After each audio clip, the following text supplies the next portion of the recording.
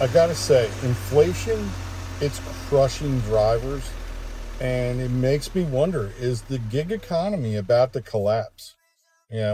Between the cost of fueling your vehicle, insuring your vehicle, buying your vehicle, leasing your vehicle, renting your vehicle, whatever it is, the costs are just outpacing the pay, and it is making it harder and harder for drivers to come out here and make money.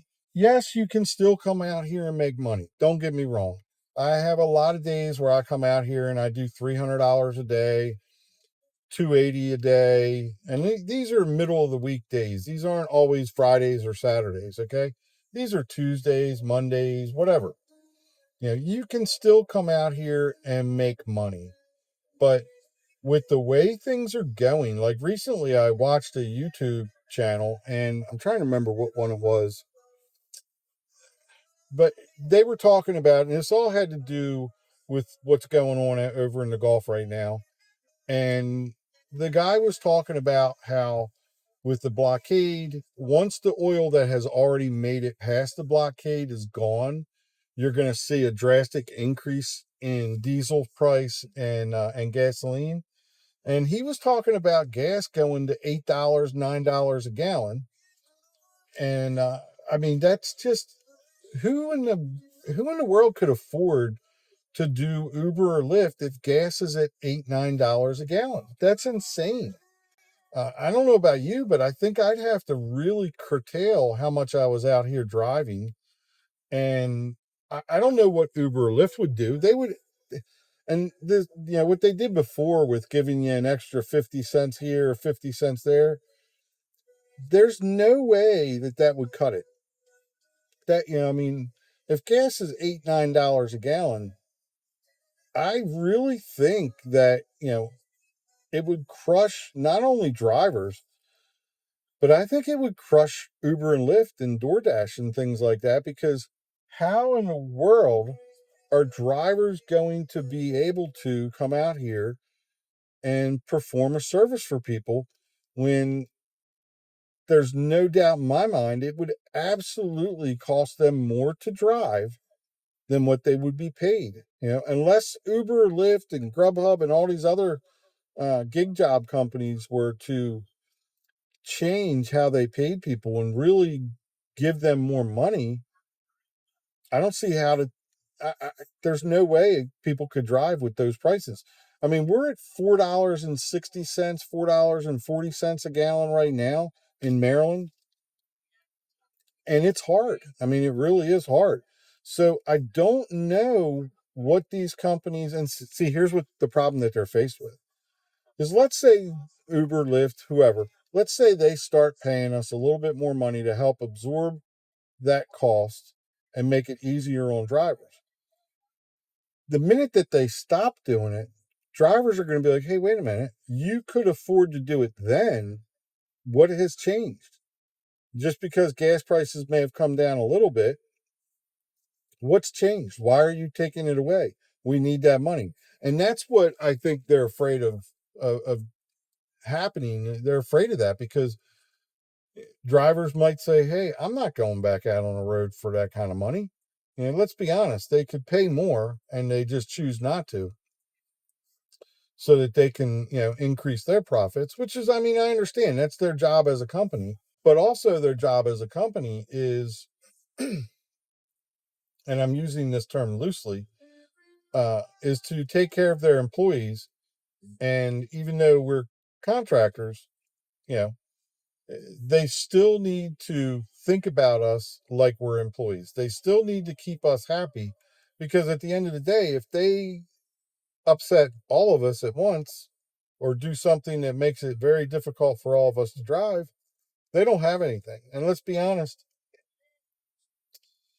autonomous vehicles, it's a scary thing to think that they're going to replace us, and they probably will one day, but I don't think that day is tomorrow.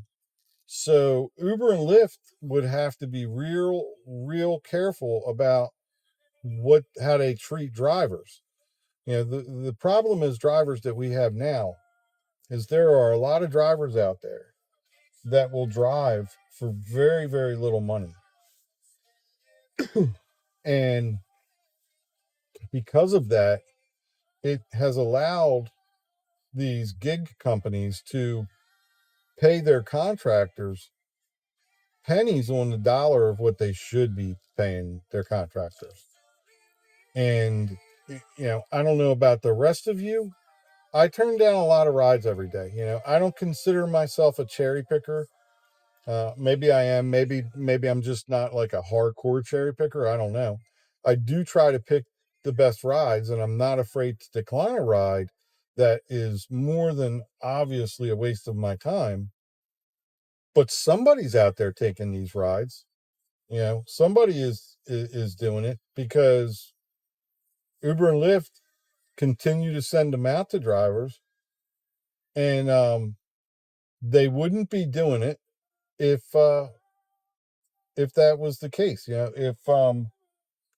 If every driver was turning down these bad rides, you wouldn't see them.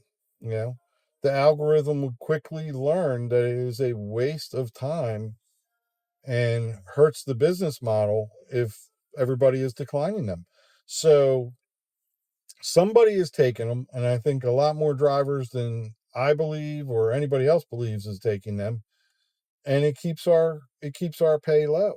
At the end of the day, there's a lot of desperate people out there, and I'm not saying any one particular person is desperate, but there's a lot of desperate people out there, and I believe Uber and Lyft, they they prey on that desperation. They know that a driver that needs to make their car payment, or a driver that needs to put gas in their car or do whatever, is going to take these rides, and they bank on that happening. So, I mean, let me know your opinion. Drop a comment below. What do you think? You've heard my opinion. I'm back and forth on a lot of things, because there really is no easy solution to any of this. And at the end of the day, we're all out here just trying to do the best that we can every day. So, by all means, let me know what you think. Drop a comment below. Give the video a like, share it with a friend, share it on Facebook, do whatever. And I'll see everybody in the next video.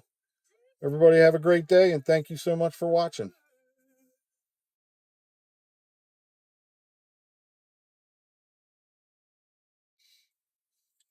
Why does it seem like Uber and Lyft have so many drivers? I mean, am I wrong? But does every single person out here drive Uber? More and more, I'm picking up passengers, and I hear those inevitable words. Oh, yeah, I drive Uber every once in a while on the weekends. I mean, and these are people who are lawyers, engineers, things of that nature, that are coming out here and driving on the weekends, or just driving part time, even if it's, once or twice a month type of thing. And I mean, I think that's what really kind of, it hurts us. It hurts how much money that the regular drivers, the guys out here like me that are doing it pretty much full time, it hurts how much we're being paid, because Uber and Lyft both know that there is pretty much right now an endless supply of drivers, and everybody is doing it. I mean, from moms, dads, school teachers, especially school teachers, when they have the summer off, oh my gosh, they're out here in droves driving Uber and Lyft and DoorDash. So, I mean, do you guys run into the same thing where you're talking to somebody you would never think would be out here driving Uber, and yeah, come to find out, they drive Uber part time, even if it's just 2 or 3 days a month. They come out to make a little extra money to get out of their house. I've run into a lot of people who are in there, I would say like the 60 to 70-year-old range, that they're just like, oh yeah, I drive Uber. I mean, I have one guy I pick up quite often, because he does something. I take him to a place where he gets something done to his eyes, and every time he has it done, he can't drive. And he lives, I don't want to say it's an assisted living home, but it's like one of those elderly apartment buildings type thing. They have all levels. They have assisted living all the way down to independent living. And I believe he's 77 and he drives Uber. He's out here driving Uber and Lyft part-time.